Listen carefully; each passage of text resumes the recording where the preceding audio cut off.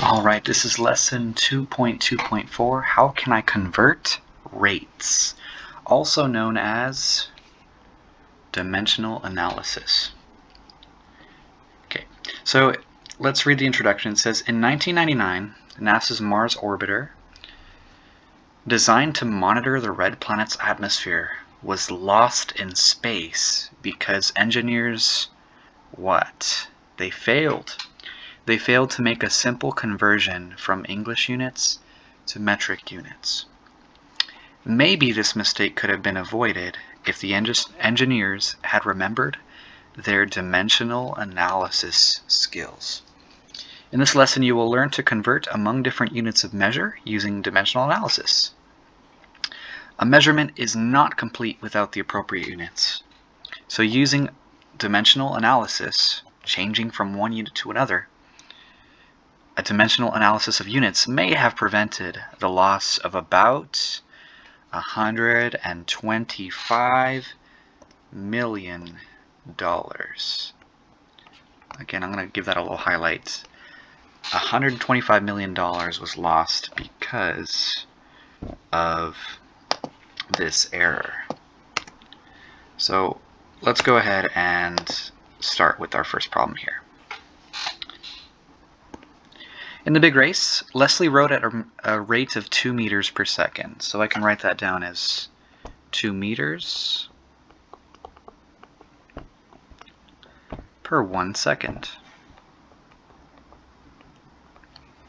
However, you want to actually know how fast she was going in feet per second. So not meters per second, but feet per second. Work with your team to determine Leslie's rate in feet per second. Again, our goal is to go feet per second. Alright, so in this case, I'm just going to do a conversion that not a lot of people would remember, but I'm going to go ahead and change this to feet per second by recognizing that 1 foot is 0.3048 meters. Let's check. 1 foot to meters. 0.3 meters. So to be more precise, it's about 0.3048. So here's the trick. We're actually going to go ahead and cross out meters. And we're left with 2 times 1 is 2 feet. And we just have to multiply 1 second times 0.3048. Well, that's 0.3048 seconds. And again, this might not make a lot of sense right now, but this is a way to convert from one unit to another. Let's do this division now. 2 divided by 0.3048. It's approximately 6.5616. Approximately 6.5616 feet per second. That's the answer. So that's one way to convert from one unit to another. Let's go over a different example though. Problem 277 says, a snail's race. Terry, Madeline, Matt, and Olivia were working on a different rate problem. They were preparing for the county fair snail race and knew their species of snail could travel up to 8 feet per hour. Let's just give that a little highlight. 8 feet per hour. The snail race lasts only a few minutes.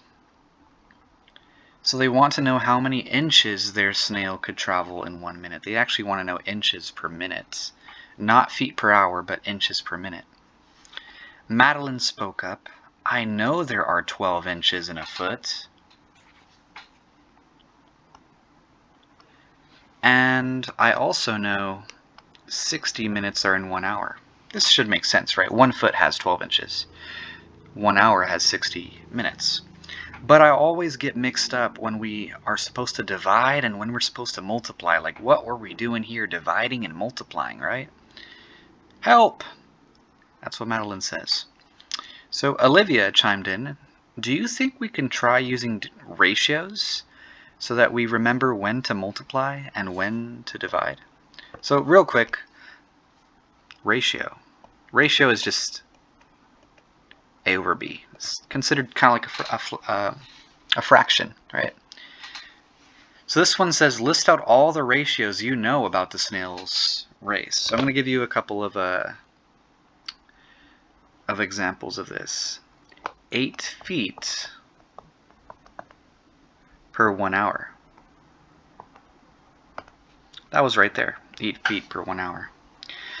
We can also change that ratio to be 1 hour is 8 feet. Right? That's the speed of this snail. Other things, this is also considered a ratio.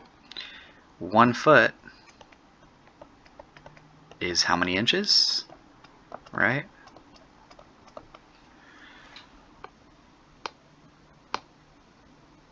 We can also say 1 hour is 60 minutes. Right there. And again, we can just switch them as well. 60 minutes is 1 hour. And 12 inches is 1 foot. We can flip those around. So that's as many ratios that we can include for this snail's race. So then, part B. Madeline exclaims, I got it. I understand ratios, and figures a couple things out and shares this with her group. It says 8 feet times, or 8 feet for 1 hour, that one, times 12 inches for 1 foot, the opposite of that, right, is 96 inches in 1 hour. Well, the question for B is, how did Madeline compute 96 inches per hour? What happened to get 96 inches per hour? So let's consider it. What's 8 times 12? Let's just double check. 8 times 12. The answer is 96. So we get 8 times 12 is 96. That's one thing we can notice from part B. But where we just get 1 hour when it's 1 hour, 1 foot, right? That's a little tough to see, but we're going to go to part C to get some extra practice. Olivia replies, saying, Madeline, I think you're onto something. We know that 1 foot is equal to 12 inches. Do you agree with that? 1 foot's 12 inches, yep. So we can make this thing called a giant 1 out of that ratio. Giant 1, that sounds familiar. Since we already know that multiplying a giant 1 does not change the value, let's multiply the snail's rate of 8 feet per hour by a giant 1. Olivia showed them her work. Below. Hey, that's cool, said Matt. We can rearrange like we did when we used the giant 1 with exponents. Let's observe what actually happened here. What's the difference between here to here? Right, we separate this 8, we separate the 12, we put foot over here, inches over here. Can we do that? That's where question D comes in. Why is it okay that Matt can go ahead and switch the order of these things? Matt can switch the order of these things by something called the commutative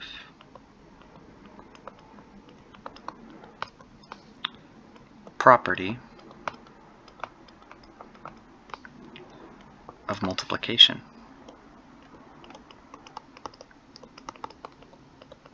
Now, what is the commutative property of multiplication? Let me explain with an example. Do you believe that A times B times C is the same thing as B times C times A? Like, is 4 times 3 times 2 the same as 3 times 4 times 2? Is it okay to switch the order of those numbers? Well, let's check. What's 4 times 3 times 2? It's 24. Okay, we get 24. What's 3 times 4 times 2? It's 24. You see, we also get 24. So why is it okay that we switch the order of these things? Because of something called commutative property. We can switch the order, but it will still be true. Okay, question E, and let me get this out the way. Question E. Terry's concerned because they only know the snail's pace in inches per hour when they need to know this pace in inches per minute.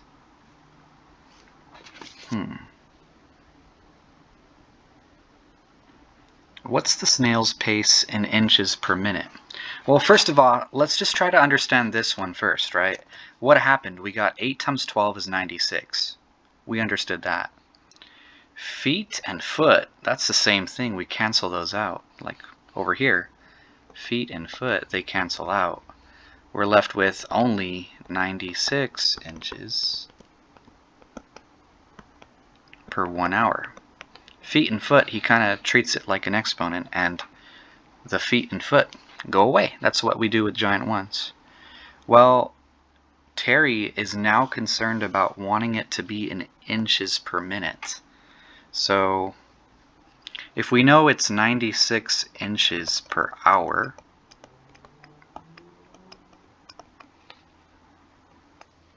what's it going to be in inches per minute?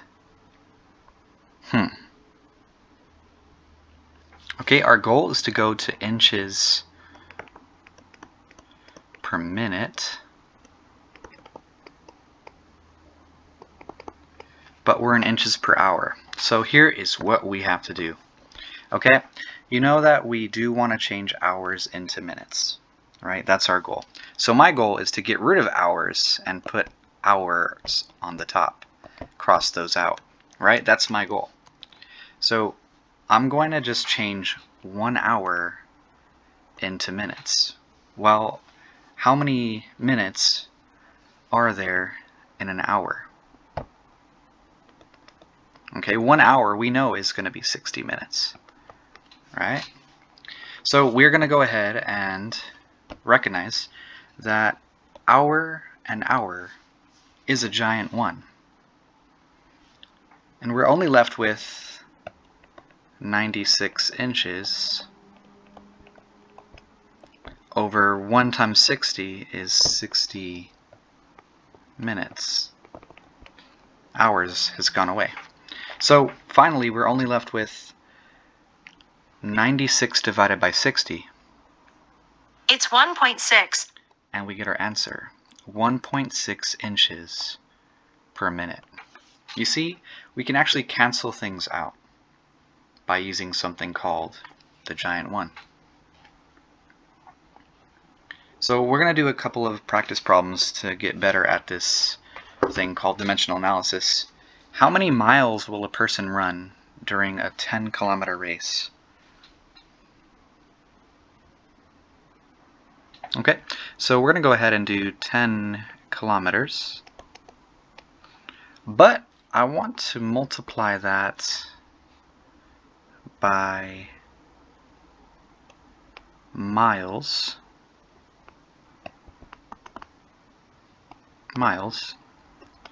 But I need to know how many kilometers is in 1 mile. 1 mile to kilometers. That would be 1.61 kilometers. So 1 mile is 1.61 kilometers. Okay, now all we have to do is multiply across. We have kilometers on the top, kilometers on the bottom, so we know that kilometers is going to go away.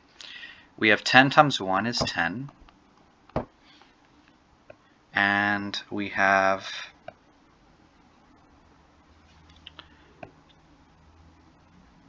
ten divided by 1.61. 10 miles divided by 1.61. 10 divided by 1.61. It's approximately 6.2111. We get our answer of 6.2111 miles by using the giant one. Okay, the next one is the moon is 250,000 miles away. I'll write that down. But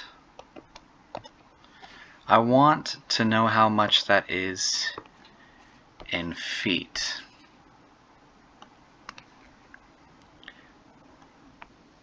So my goal is to put feet on top and miles on the bottom.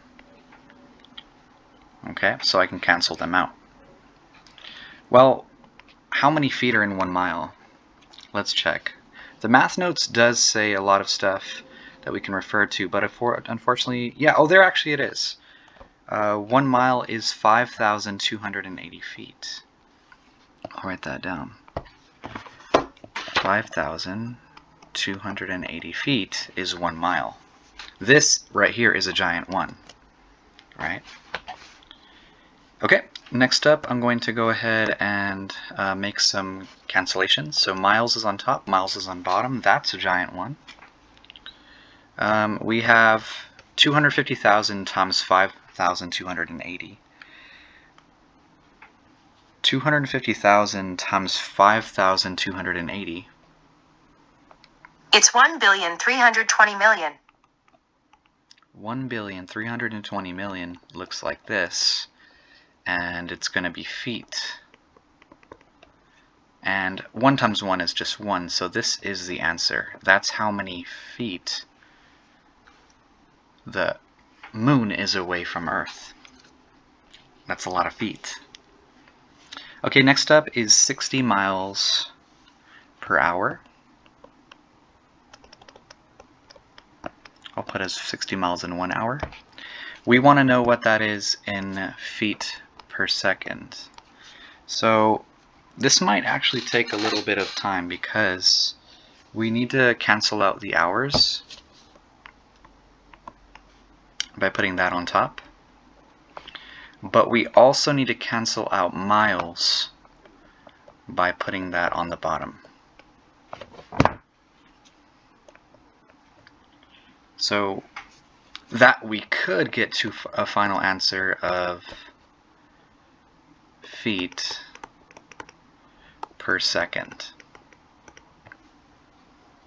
Okay, so I do need to have feet on the top here. And I do need to have seconds on the bottom. And this might not actually be the way to get it. Do you know the conversion rate from hours to seconds? We don't. So I'm going to go ahead and make a couple of changes. Let's think.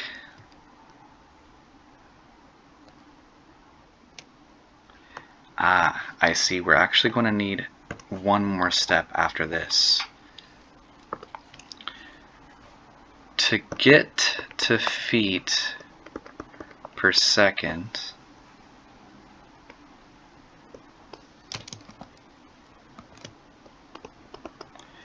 we also need to cancel out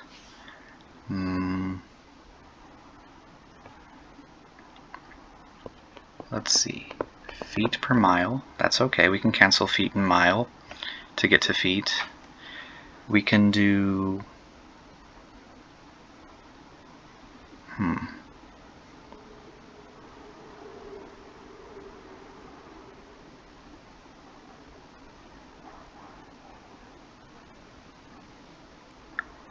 we're going to also need to do minutes and also seconds, so that we could get seconds. You see how this is already being a very complicated problem, but let's do some math. Alright, 60 miles per hour, the given problem.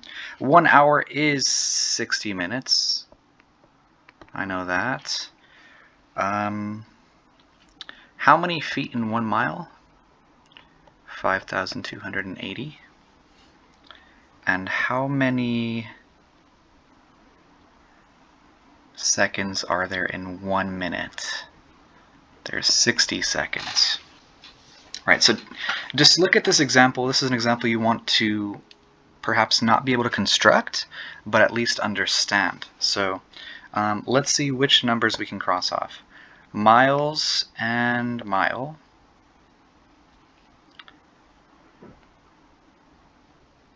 Hour and hour. Minute and minute. And you see how all we're left with is actually feet per second. That's our goal. So let's multiply. Mile, mile, hour, hour, minute, minute, and feet and second are left. So let's see. 60 times 5,280. The answer is 316,800. 316,800. And let's multiply the denominators, the numbers on the bottom. 1, 60, 1, and 60. 60 times 60.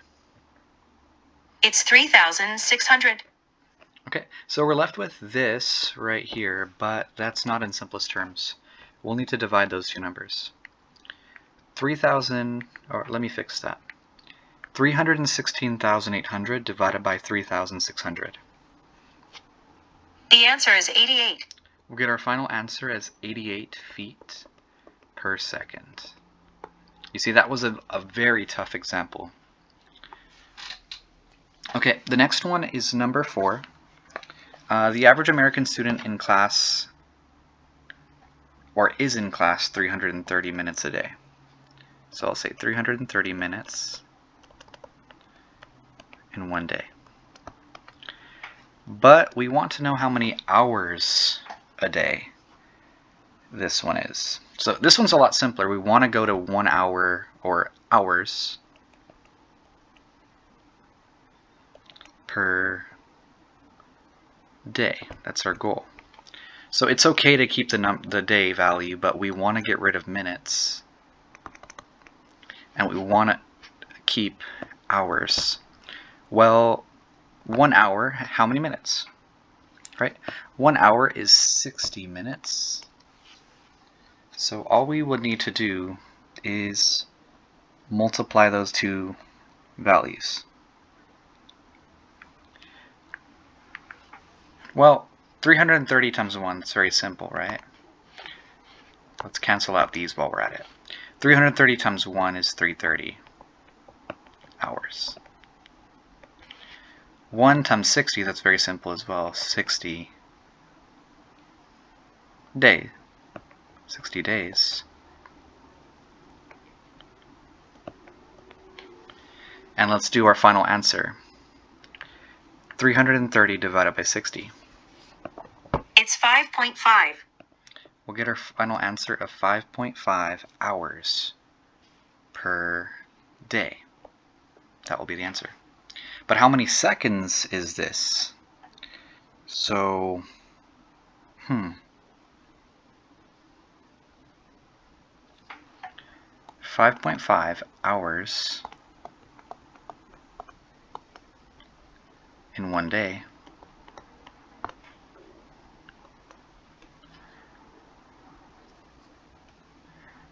Do you know the conversion from hours to seconds? We don't, right? But we can know how many minutes are in an hour. So let's put hour on the bottom. Let's put minutes on top so that we can cancel out hours. 1 hour is 60 minutes. And we don't want minutes, we want seconds. So let's cancel out minutes by putting that on the bottom. Seconds on top. 1 minute is 60 seconds, right? That's going to cancel out minutes. And we're going to get our final answer. 5.5 times 60 times 60. The answer is 19,800. We'll get 19,800 seconds in 1 day. So ultimately this question is asking how many seconds is it? So the correct answer is only 19,800 seconds. Alright, next one and final one. How many seconds are there in a year? Well, let's just say this 1 year. How many days are there in a year? Let's get rid of years. We know days. There are 365 days in a year, approximately. That's going to cancel out years. But now I don't want days, I want seconds. Well, still, I want to get rid of days. But what else do we know about days? There are 24 hours, right? 24 hours in 1 day. So that's going to cancel out days. Well, let's cancel out hours. Let's put hours on the bottom. How many minutes are there in 1 hour? Right, there's 60 minutes in 1 hour. And finally, let's get rid of, well, let's cancel out hours.